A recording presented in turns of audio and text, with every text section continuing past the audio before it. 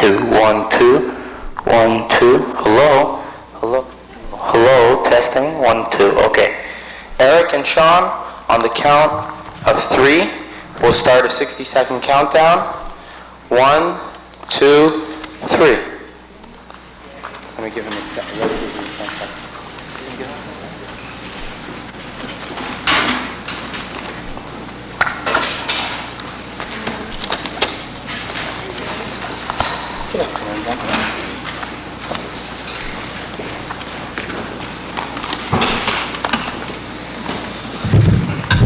How you doing, Arnold? Okay. Everyone been busy doing door-to-doors. 30 seconds before we're on air. How many voters you got? 10,000, same as everybody else. I've visited at least half of them. I've got close to It's all yours. 15 seconds and counting. Take it away. 10, 9, 8, 7, 6, 5, 4, 3, 2, you're on air. Welcome to CRHG's Open Forum, and today we're going to present a debate between the 3 major parties running in the election. I have representatives of the parties here. My name is Leon Sigmund, and I'll be your host, moderator, and part-time referee for this debate. To get the ground rules straight right off the bat, each councillor has a 15-minute opening statement or questions from me, and each question being heard from the audience has a 10-minute time. Now, after all 3 councillors have made their statements, each of them again has a 3-minute rebuttal to what each other said. Is that clear, gentlemen? Okay, we're going to start this with Mr. Arnold Bennett, who sits on council for NDG, and he's running in District 54? 49. 49, sorry. Would you like to make a 15-minute opening statement? Okay. The Montreal Citizens Movement feels that there are 3 major issues in this election: housing, taxation, and democracy. These are the things that we keep getting on our door-to-doors from everybody we talk to, along with all of the local problems of the district that have been neglected by the Drapeau administration. And I'm going to talk a bit about each of these themes and about some of the other themes in our program, which is fairly complete. We adopted an administrative program at our June Congress this year, and it contains 160 approximately concrete points that could be applied within about the first term of office. And we also have a general program which contains our long-range vision. And this program was adopted in 1976, and a lot of it has been taken up in the administrative program. Other parts of it, which many of us felt were not immediately applicable because they couldn't be executed within 4 years, have not been included in the administrative program. So it's not a question of there being 2 programs for the MCM. There is an administrative program which is immediately and practically feasible, and there is a long-range vision of the city, of the democratization of Montreal, that we also have. And that program, there are certain things in it that you may have heard that there were disagreements within the party. That is true. There are disagreements within any party. And unlike any other political party, in the MCM, there is a very clearly expressed collective right of dissent. And that right of dissent has been used by various districts for various reasons. But on the administrative program, there is no dissent because everybody is in agreement on it. Housing is one of the major problems that we face in Montreal. There have been 30,000 homes demolished in Montreal since 1960 under the Drapeau administration. Yet it is only this year, for the first time, that we have an anti-demolition bylaw. And when we gave the Drapeau administration the opportunity to apply it concretely, they refused in the case of a building next to Loyola, which contained 4 low-cost housing units that one of the gas companies wanted to tear down in order to expand a gas station. 3 years ago, we had a tremendous fight in NDG with the administration because they wanted to demolish about 4 apartment buildings and 7 duplexes around the then site of the Décarie metro station to put in a bus terminal, and apparently there were also plans for two two big buildings as well. And this would have forced out many of the people who were living there. And as we know, we don't have enough public housing in Montreal. We have maybe about 1/5 of what they have in Toronto, because the Drapeau administration never treated public housing as any sort of priority at all until very late in the 1960s, while Toronto had been building public housing all through the 1950s and 1960s, so these people would have had no place to go. And when we raised this issue, we raised the issue of the plans, when the community demanded to be consulted, we ran into a brick wall of secrecy at City Hall. We ran into evasive answers, and we had to have public meetings and go public and go to the media before the administration finally agreed to meet with people from the community. And when they met with people from the community and they saw the way it was, they finally agreed not to demolish those buildings, and gradually, during negotiations, that metro station was moved to a vacant lot at the corner of Maisonneuve and Marlowe, where it should have been in the first place. And had there not been a strong, effective opposition at City Hall working with the community groups, I am sure that those buildings would have been demolished, because an administration, a civic party councillor, would have just said, well, the technical reasons will require that it's demolished and the metro must go through, and too bad. And that's the difference in between our approach and the approach of people who are ready to take the administration at its word. Why is it that there is no heating bylaw in Montreal? The Drapeau administration has several times refused the demands of community groups and tenants associations and the MCM that landlords be required to heat their buildings to a minimum of 68 degrees. Why do they refuse? Because they say it's Quebec's responsibility. On that, they're ready to pass the buck. Why is it that when there are health inspections and housing inspections and fire inspections, the tenants are not allowed to see these reports? They're a big secret. Why is it that housing has been allowed to deteriorate, and in many areas of the city, housing is boarded up, and there is no program for the city to acquire these buildings and renovate them itself if the landlord refuses to do it? And thus these buildings become fire traps and sores and cancers in the middle of neighborhoods of Montreal, and people live in fear daily of fire in the districts of St. Louis and Saint-Jacques and other parts of the city. Why is it that when renovation subsidies are given out to landlords, they are given out almost without strings attached, and there is a 10% per year guarantee of profit written into the first 2 years, and the rents on the average go up at least 50% after renovation, and many of the low-income tenants who should be benefiting from this renovation are forced out? And we have a situation where about a year ago, there was a case like this at Papineau and Gauthier, and there was another case later on in NDG on Kensington Avenue, and the MCM presented a motion in City Council asking that there be no renovation subsidies given out to landlords unless the city applied a number of measures to ensure that tenants would be protected, including a freeze on evaluation of property for tax purposes for 5 years after renovation, including rent subsidies to tenants, and including letting the tenants have a say in what type of renovations should be done, so that they were renovations that solved the problems of deterioration for 20 years, rather than creating luxury accommodation that these people couldn't afford. And yet the Civic Party and the Municipal Action Group representatives on council voted against this motion because they claimed it was too radical. Why is it, on the problem of taxation, that people are forced out of their homes because the taxes on the average single-family home in the West End have doubled in 3 years, and now they've started to go up in the East End as well?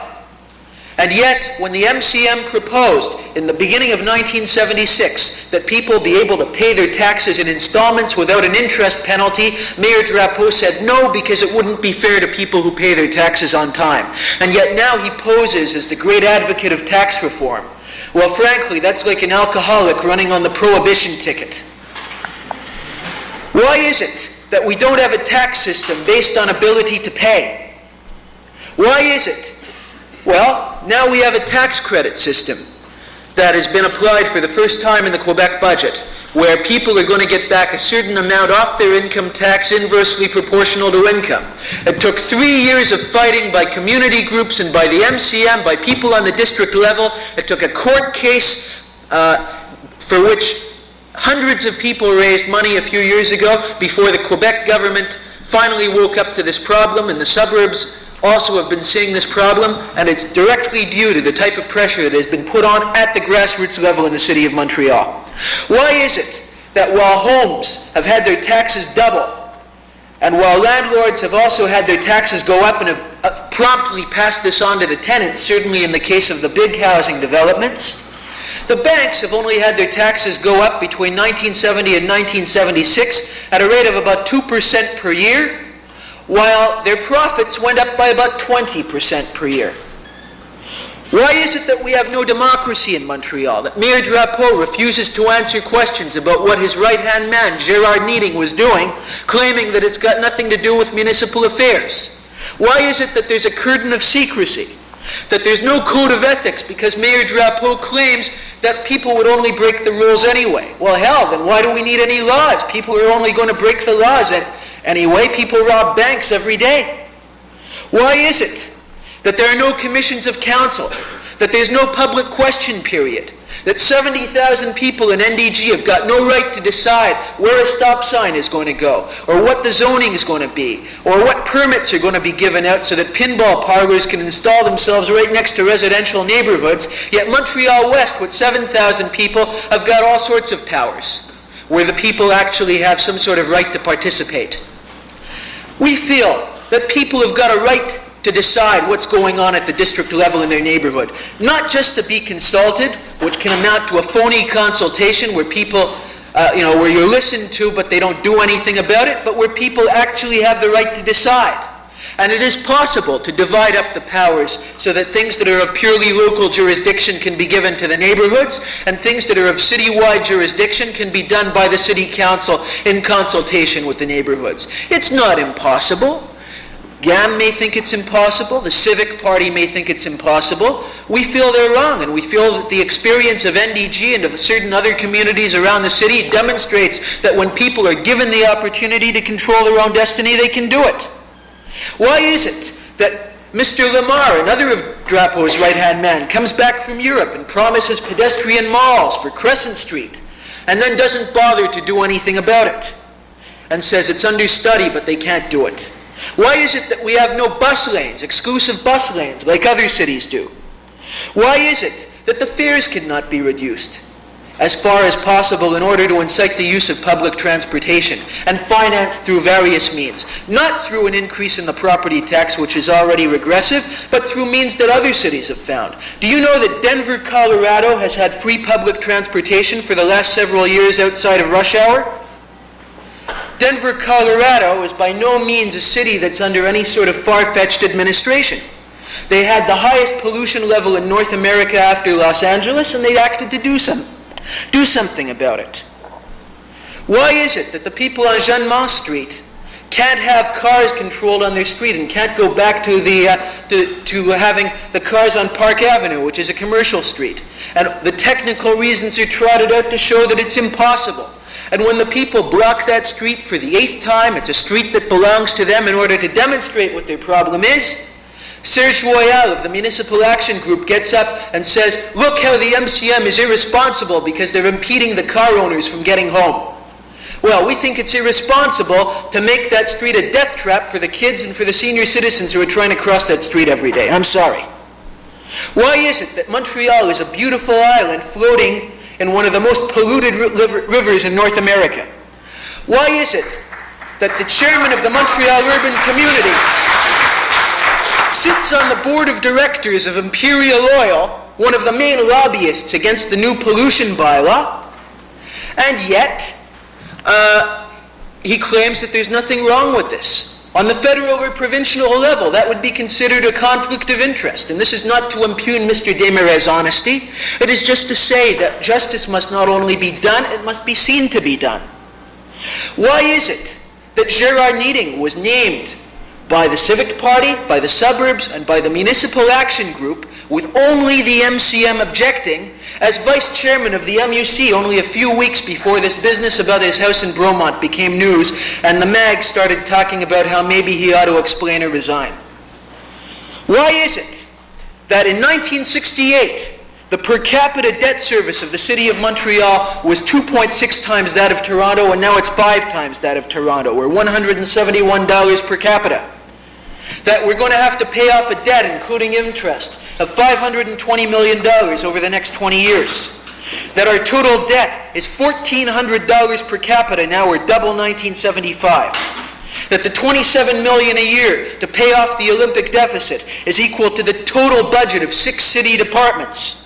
That the metro and the sewage treatment have been delayed because we have to borrow the money from that from the same bankers that lent us money to finance the Olympics, the same bankers, incidentally, who have subsidiaries that had major Olympic contracts and made enormous profits on the Olympics.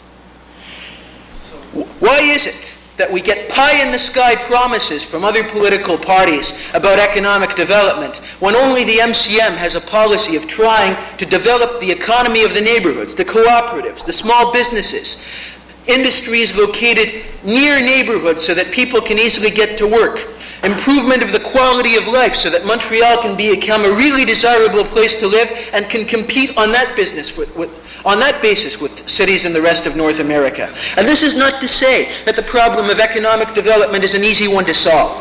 We don't have all the solutions, but certainly the other political parties that have made statements on this, or rather the other political party, because I haven't heard Drapeau's party make any statements on this question, they certainly don't have very many solutions. Thank you very much, Mr. Bennett. Okay. I don't think I mentioned that Mr. Bennett is representing the Montreal Citizens Movement. Representing Municipal Action Group, we have Nick Oftemar, who's running District 41, which is the district that Sir George is located in. Mr. Oftemar, the question that I'm interested in asking you is, why was it necessary for you to leave the MCM and form a new party? Well, okay, I'll respond to that just by taking advantage of my opening statement, and I'll explain.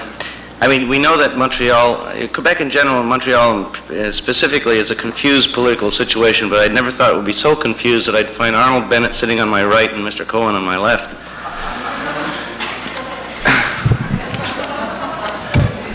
I'll just tell you, one of the reasons I got involved in municipal politics back in '74, and I got involved with the MCM then, was because in the early '70s, I was editing a magazine called The Last Post, and because of various problems, mainly because we could get money from the Ontario Arts Council, we moved the magazine to Toronto, and I started commuting to Toronto about once a month in that period.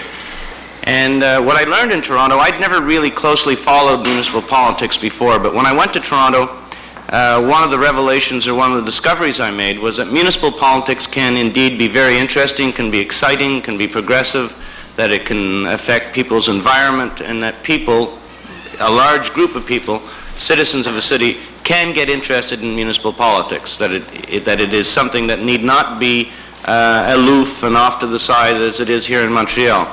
So I kind of learned about municipal politics in Toronto. John Sewell and Crombie later came on the scene, and it was an exciting time in Toronto, and I think that they showed that, especially when you had Crombie, who was a conservative, Sewell, who used to be identified with the left wing of the NDP, no longer is, that people like them and other people on council, and remembering that in Toronto they don't have party politics, they just have people who represent their own districts get elected on their own as individuals, that together they can work and achieve compromise and make a city better, in which a better place to live in.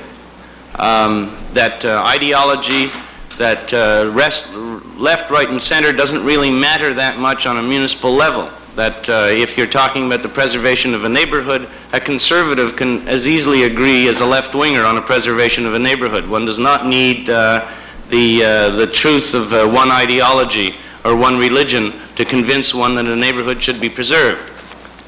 So on municipal issues, and that's the way it worked in Toronto, I learned that. And I came back to Montreal, or I got involved in the MCM at the beginning, and I campaigned for the MCM as I ran for city council in '74.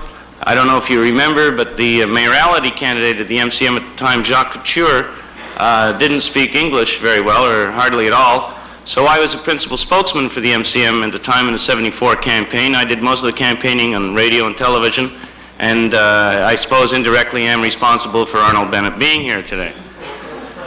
But at that time, when I campaigned, and I was not contradicted in the MCM, at the time I said that we were a broad coalition of reform elements in Montreal.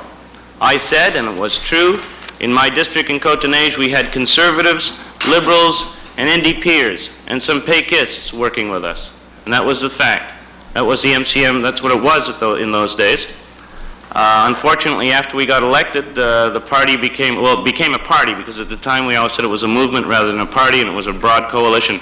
Unfortunately, it became, after we got elected, they started imposing rules and strict party discipline, say a left-wing version of the Civic Party, strict party discipline and ideology.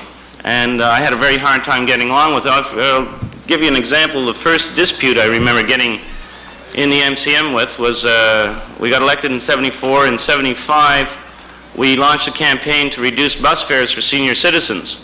And you remember bus fares for senior citizens. Again, you don't have to be a left-winger or a right-winger to agree that senior citizens should have a better break. Anyhow, we launched a very successful campaign, petitions, hotline shows.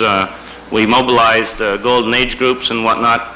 And Mayor Drapeau always resisted lowered bus fares for senior citizens in partial manner, because he said it was a social welfare problem, therefore a provincial jurisdiction and not a municipal jurisdiction. Anyhow, by our campaign, basically, we embarrassed the mayor into proposing in MUC Council that bus fares be reduced for senior citizens. And it was a great victory for the MCM, I recall that. And I remember that on the night of the MUC Council meeting, we had rented a hall near City Hall in which the various golden age groups and senior citizens that had taken part in the campaign came down to celebrate, and they are all very happy. And I remember it was around 7:30 in the evening, and the people who we had fought for were feeling really good, because Mayor Drapeau had said he was going to propose to reduce bus fares to 8 for $1, which is basically what it is in most cities in North America where they have reduced bus fares. And I recall at about 20 minutes to 8, Arnold Bennett coming up to me, and I said to Arnold, "Isn't this terrific?" And he said, "Of course, but we're voting against it." And I said, "Why?" And Arnold informed me that perhaps it wasn't Arnold, it was one of the caucus members, informed me that the Conseil Général of our party had the previous night ordered us to vote against the bus fare reduction. Because, as it was explained in the Conseil Général, it was a bourgeois liberal reform, and the MCM called for free transport. Which I found kind of ridiculous, and I recall we organized a quick little caucus meeting right in the middle of that hall where all those senior citizens were being happy, and then I guess they looked at us and they saw us yelling and screaming and whatnot, and my view, and I remember Mickey Feinstadt was on my side at the time, and probably Arnold, perhaps, as I recall, probably. Yes. Anyhow, but the 80% of the caucus. 80% of the caucus finally agreed to go along with our contention that no, we should vote in favor of the bus fare reduction. But that was kind of, I guess, the first dispute, because I took the initiative to argue in favor of voting for the bus fare reduction. Of course, became known, I suppose, in the MCM as a bourgeois individualist who refused to follow party rules and discipline. You know, Arnold was saying that the MCM, I'll continue this, is that it has an administrative program. It's kind of unique in that it does really have two programs, an administrative program and a long-range vision. Another reason that I felt very uncomfortable with the MCM was the long-range vision as expressed here in front of me. I'll read it just in French. It comes from the program in 1976 at a convention that led to my departure of the MCM. It says, "Il faut élargir notre base organisationnelle pour contribuer à construire une force politique socialiste qui défendra les intérêts des travailleurs et des citoyens, une organisation qui fournisse les éléments pour renverser l'alliance des capitalistes et l'État bourgeois." In other words, that the MCM by that time was getting around to defining it as itself as a socialist party based upon only working class interests, whose ultimate aim was to overthrow the alliance of capitalists and the bourgeois state. Now, My mandate in 1974 was getting elected, and I got elected as a person who was running on the basis that we are a reform coalition that included all kinds of people. In my own district, the Côte-de-Neige, it's an upper middle class district. This district here in 41, for example, is probably one of the higher income districts in all of Montreal.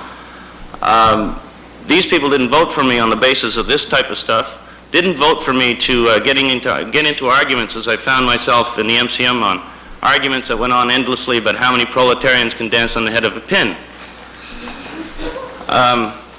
Anyhow, that and all the discussion led to myself in 1976 and Bob Keaton being frustrated also, being kind of unhappy and uncomfortable in the MCM, led us to decide to, when the provincial election came around in 76, that we would take a try at that, because not only did we not like the Civic Party, we were not too crazy about Mr. Barassa and the Liberal Party, and we ran kind of as independents or Democratic Alliance in the last provincial election.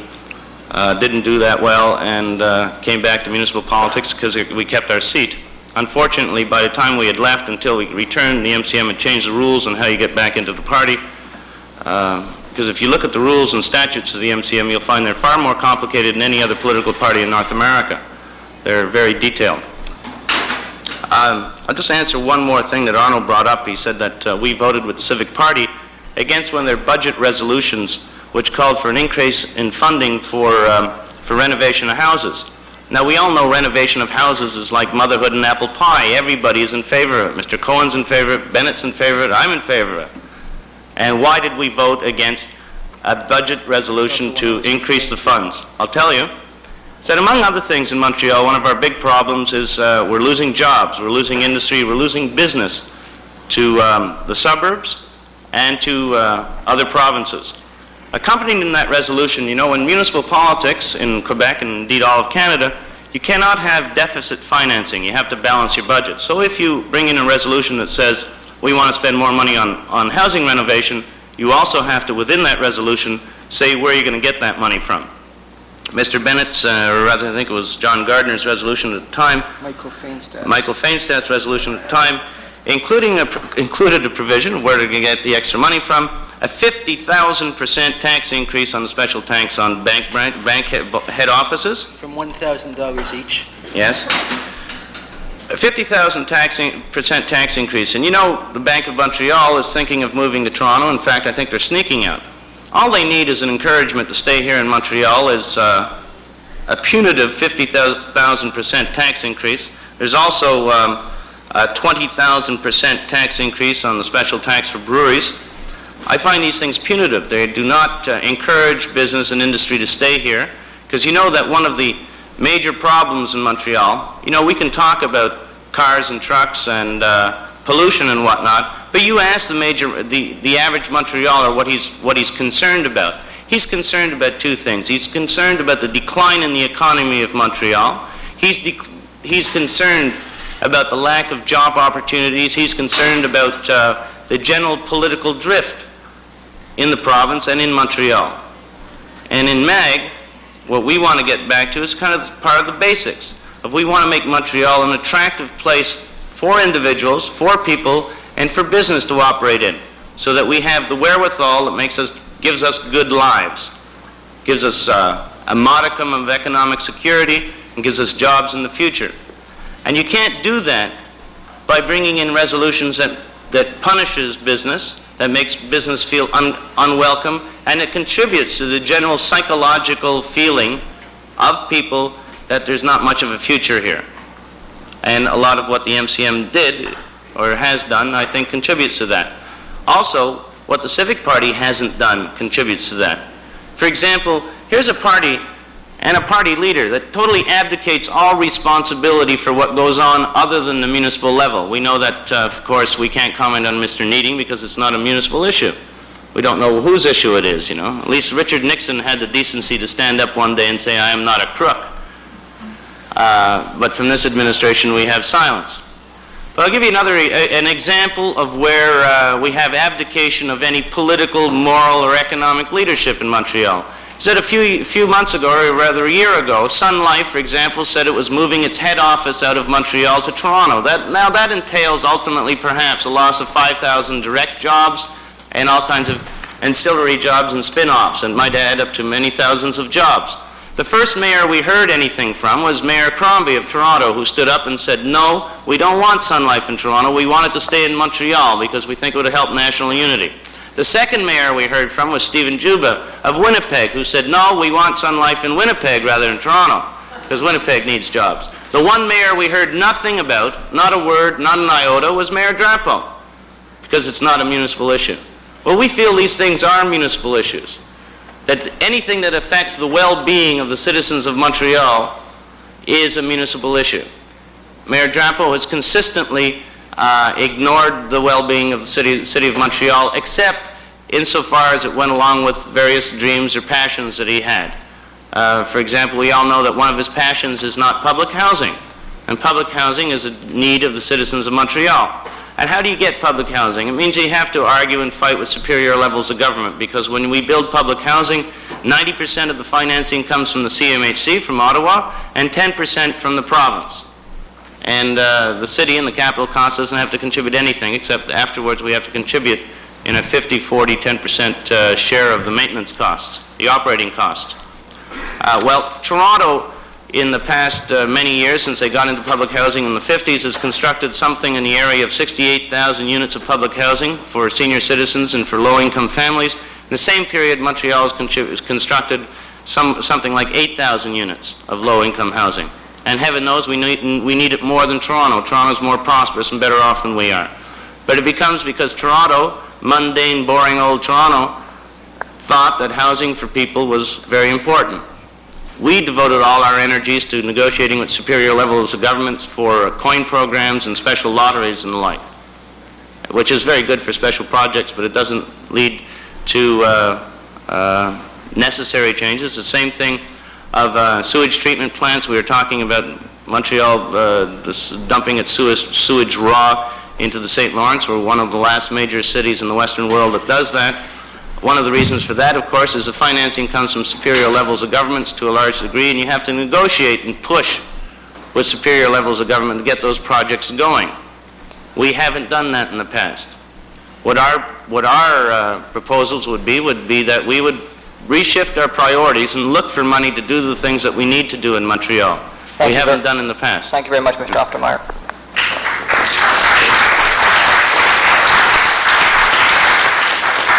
Mr. Oftermeyer is running for the MAG in District 41.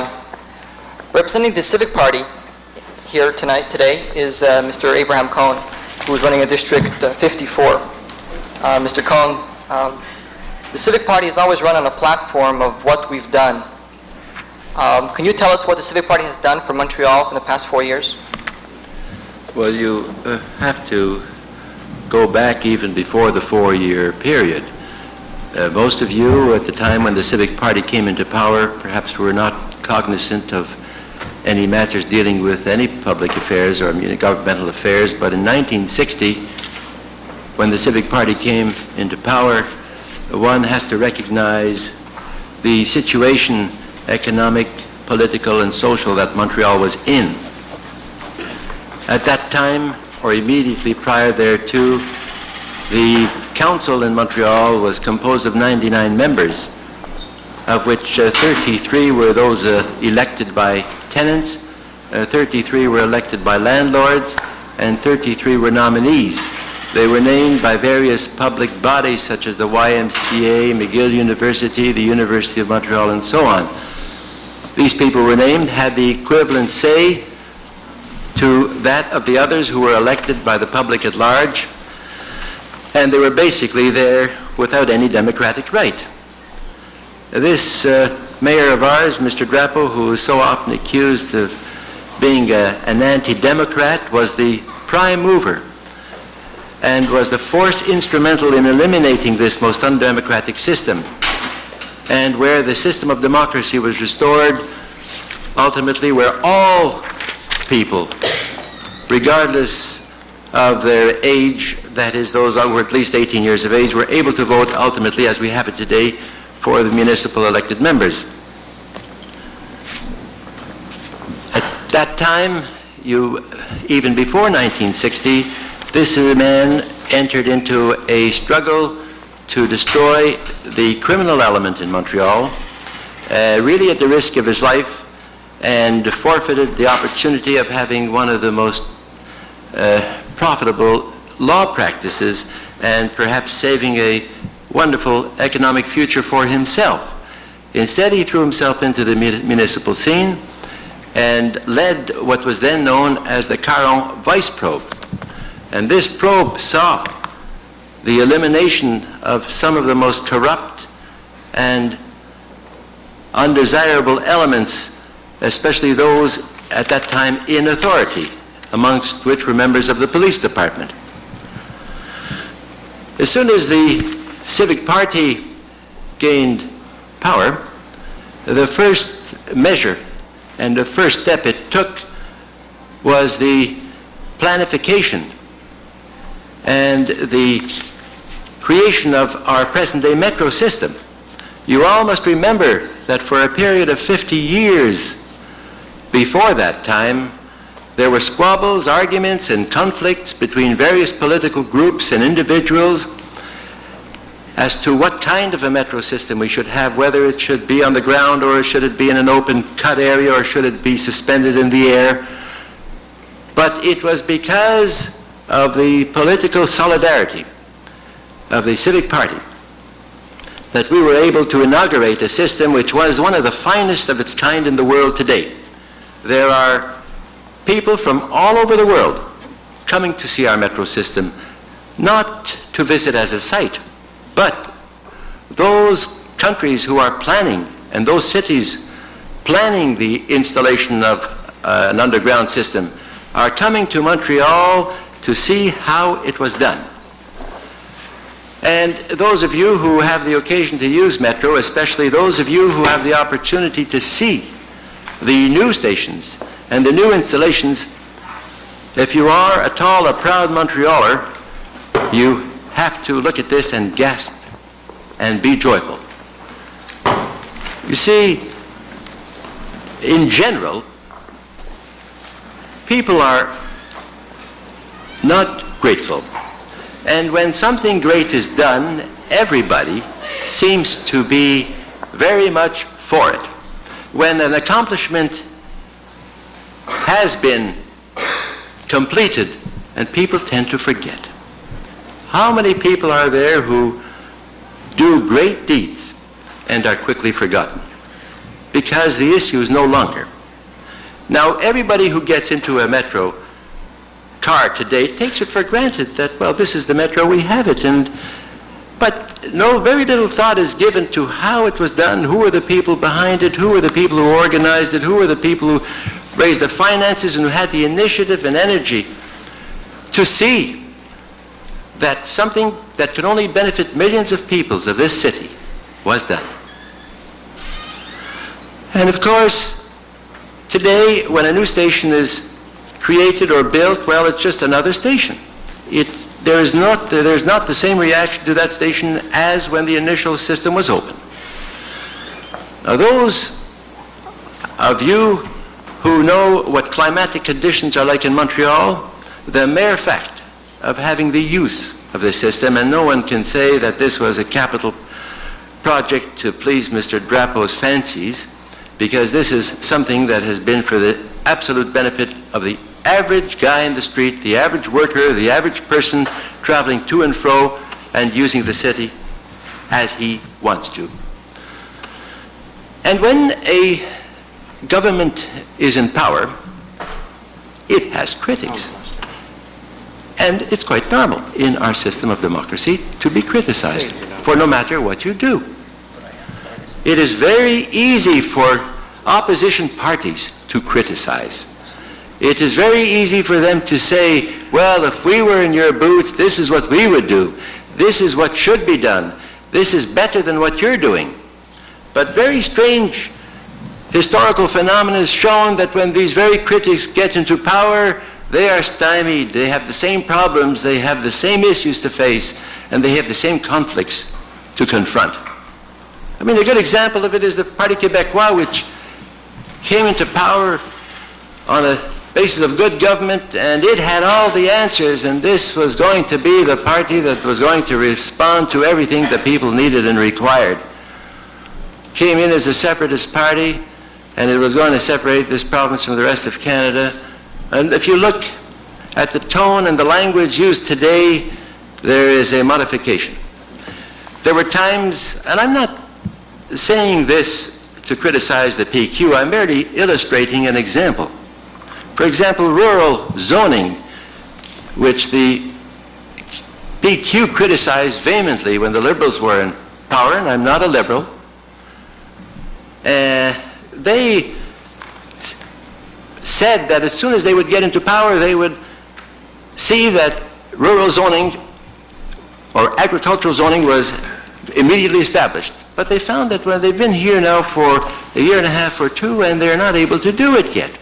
Because when you're in power and when you're in authority, you have to be responsible for whatever legislation you adopt, and you're responsible to not one group or two groups, but to a multitude of groups in the community. And you have to try and see what you can do which will suit the majority of people. After all, this is the cardinal rule in the principle of democracy. A civic party has accomplished undertakings here which are rarely mentioned. Expo 1967 was a magnificent event for the world and for the people of Canada, for the city of Montreal, where some 50 million people came through the gates of the site. This injected into the economy hundreds of millions of dollars, gave employment which we ordinarily would not have had. But more than that, it has given and still gives pleasure to hundreds of thousands of people in Montreal who cannot afford to take their families and leave on holidays, who can come to the site with their families and spend their Sundays and weekends and holidays there, who can educate themselves in the area of culture and see how people live and work in countries from the world over. In the last few years, we had the participation of China. China was a closed nation for a period of 20 years up until a few years ago. And China has been present at Man in His World for the last 4 years. And when could anybody in Montreal or anyone from North America look into China, if not through the window of Man in His World? We, and I say we, I say the mayor's initiative. Through his initiative, we have Place des Arts, where a city like Montreal was in great need of a cultural institution of that kind. And at that time, when Place des Arts was being planned and built and financed, we had critics from all over the area criticizing the cost and expenditure of that structure and that institution. Try and take Place des Arts away today. Try and take Man in His World away today from the people of Montreal, and you can't do it. Because this is a people's need. We have in Montreal a city which is praised by people coming from all over the world. Its cleanliness, its trees, its greenery, its gardens. You know, when people say they want to democratize Montreal, I suggest they're talking through their hats. In Montreal, anybody and everybody has a right to say and participate in whatever problem he may have. You see, I receive, like the other councillors do every day, calls from people who have daily problems. In many cases, these problems are solved. In other cases, they can't be solved. But people have the opportunity to let us know what their problems are, and I have been personally interested in solving many of these problems with the intervention of the administration. You know, there was some mention made about lower bus fares a minute ago by Mr. Oftermauer. Mr. Oftermauer came in at 1974. What Mr. Oftermauer doesn't know is that yours truly began this battle in 1970 all alone in the Civic Party. where a motion made by me at that time for reduced bus fares was argued against at that time by Mr. Saunier for the reasons that Mr. Oftermar mentioned, that it was a matter of social welfare and nothing else. And he asked me to withdraw that motion. And I refused. I said I had a committal to an element of the population in Montreal which I could not turn back on. If I would be forced to withdraw that motion, I would have to leave. But I kept going with it. And I kept going with it, and I presented that motion during several meetings. And I even gained the support of some of our members because the administration itself was not favorably disposed to the motion that I had made. But I did win the support of some members. And one day at a meeting of the Montreal urban community, and this is before the MCM came around, I put my motion to the floor again because it was a matter under their jurisdiction. And at that time, the mayor countered my motion with one of his.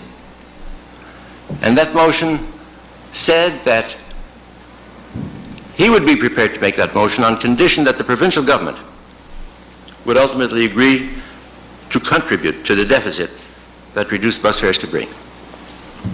And on that basis only did I withdraw my motion. That is the motion that went into effect. And at that meeting, we remitted that motion for a period, I think it was of 3 months, for its adoption. And it just happened that that period of 3 months came out at the time that Bob Keaton made a motion for a reduced bus fare. Thank you very much, Mr. Cohn. Mr. Abraham Cohn of the Civic Party. I just want to tell what's going to be happening. Right now, there'll be a 3-minute rebuttal from each of the gentlemen on stage. We're going to take a 2-minute break, and at which time I invite members of the audience to approach the microphones and pose questions. Councillors. Mr. Bennett? Okay, first of all, I think that Nick, in the course of his speech, has corrected some of the inaccuracies that he stated, but I'd better correct some of the other ones.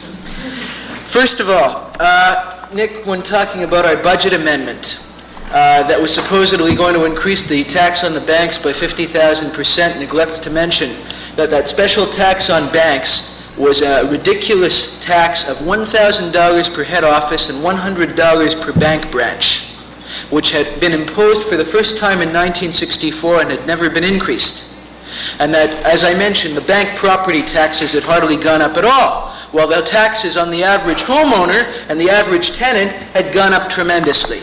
And therefore, when we presented that budget amendment, we said it's only fair that at least for this year, in order to be able to increase the renovation budget, maybe we can argue that the banks can pay out this lump sum, which Mr. Oftermar interprets as being a 50,000% increase. But that's like saying if somebody's paying 1 cent and you increase it to $1, well, you know what type of percentage increase that is. How much? Come on, Nick, you know I don't have my calculator here. Anyhow.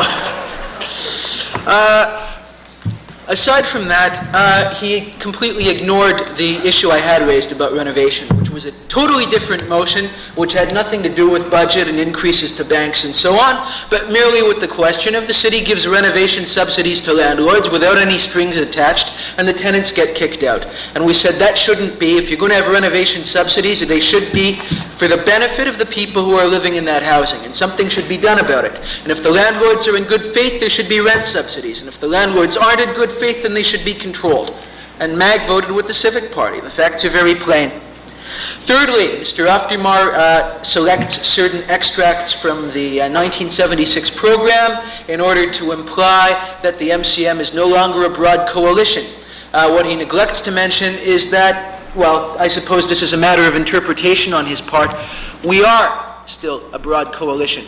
Many of the people who left the MCM during the crisis or who had become disillusioned because of the factionalism came back, were able to impose their will in the party to make themselves heard, and the MCM became a more mature party with room for all of these views. And there are people in the party of varying political beliefs. Just as there are people in MAG of somewhat contradictory political beliefs, to put it mildly, on all sorts of questions, as I'm sure Nick will admit. And just as we can have seen, as we've seen from Mr. Cohen's speech, obviously there may be one or two people in the Civic Party whose beliefs are totally contradictory to that of the rest of the party. But then I wonder what Mr. Cohen stays in the Civic Party for if he has such trouble getting as fundamental a thing as reduced fares for senior citizens to come through. You know, perhaps he would be better off in another political party which would enable him to show more, to express more of the social concerns of his constituents. Thank you, Mr. Bennett. Mr. Oftermeyer? I was just wondering whether Arnold was inviting him to the MCM or MAG. I'd just like to bring up a point that Mr. Cohen brought up, which I find quite interesting, in the issue of democracy. And I give credit where credit is due. I grew up in this city admiring Jean Drapeau and what they did enormously. What I have kind of discovered in getting into civic politics is that in 1960, Montreal City Council, and I spoke to some of the people who were in council in the 50s, was Montreal indeed was kind of Tijuana North. It was the days of bordellos and gambling parlors and when votes can be bought and sold on the city council floor. And Drapeau did come in and did clean up and reform council in 1960. But unfortunately what he did is that he threw out the baby with the bathwater. He not only got rid of the C councillors, he abolished committees. You know, committees is an important functional element to the democratic process. It gives you checks and balances in democratic processes. Watches how Finance Committee can watch how money is being spent and how money is being raised. He abolished those committees in 1960. The argument, whenever we brought it up in City Council in the past 4 years, why don't we have committees? His stated argument was always that previously, in the 50s, committee heads were bribed and led to corruption. So, we only have one committee now, the Executive Committee. I correct myself. We have a subcommittee. When I arrived in 1974, one of the subcommittees was a Street Names Committee. Subcommittee, they could recommend changes in street names. The second subcommittee was the City Councilor's Annual Golf Tournament Committee. Unfortunately, it has been allowed to lapse because we don't have a golf course anymore because of the Olympic Village. But it's been replaced with another subcommittee, which is I choose to call the Doggy Poo Committee, which is a subcommittee composed of one Civic Party councillor who studied the problem of pets and the things that they leave on street corners. That committee, now in a normal democratic process, in a normal democratic city, in Toronto and even in Westmount, anywhere, is that when you have committees, they have public hearings on issues. In Montreal, aside from one committee in the MUC, we have not had since 1960 public hearings on anything. Not even the Dog Poo Committee held public hearings. This is a total absence of democracy. There's no, he says that we get phone calls from people. Well, it's an ad hoc system. People phone you up and complain. We have to institutionalize and give people channels in which they can make representation, present briefs to committees, planning committees, parks committees, the finance committees or whatnot. We have no way of doing it except that perhaps as he leaves the hall here, you can slip a document into Mr. Cohen's hands and he might, if he has the time, slip it into the mayor's hand about some representation or something. Is that in normal cities, citizens, civic interest groups, developers, citizens committees, individuals have a right to make representation to committees of city council on things that affect them. Unfortunately, in 1960, when Mayor Drapeau came in to reform City Hall, he reformed the democratic process right out of there. Thank you very much, Mr. Oftermeyer.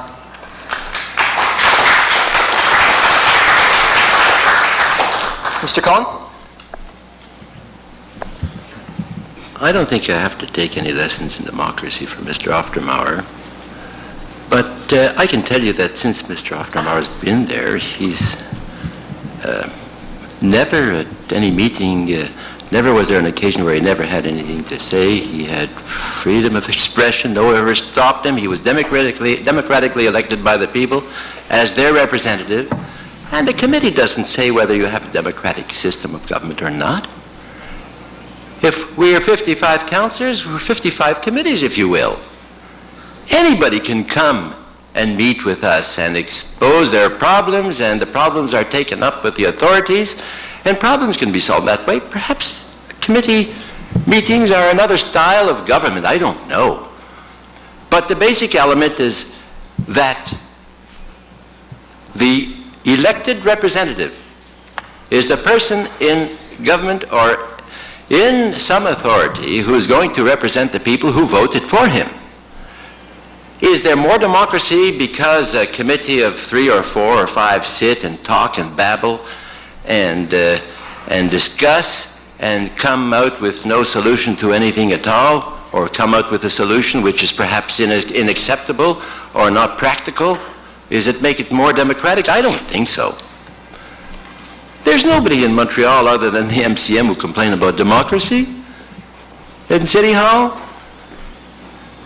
The system is there, it's established, it has existed all this time and still exists, and if Montreal is what some critics pretend it to be, then it would not be in the stage of development that it is today.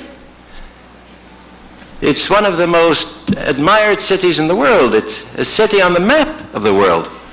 It's a clean city. It's a city where hundreds of thousands of people from the United States and other provinces come to visit and stay and enjoy themselves. They wouldn't come here if it wasn't that. And it is that. And if you are proud of your city, and if you've moved around your city, and you've been to the botanical gardens, and you've seen the structures in the city, and you've seen the 2,200 community gardens in this city, and you've seen the cleanliness of this city, and many other factors in its cultural establishments, and they can be named on, you can only be proud of Montreal. And a committee doesn't establish the fact whether it's a democratic city or not. Thank you very much, Mr. Cohen.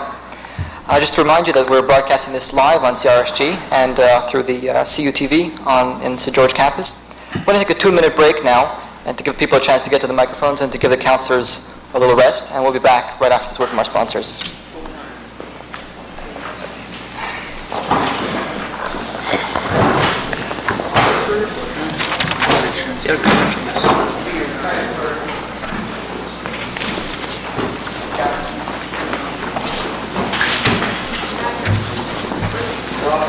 My suit is at home.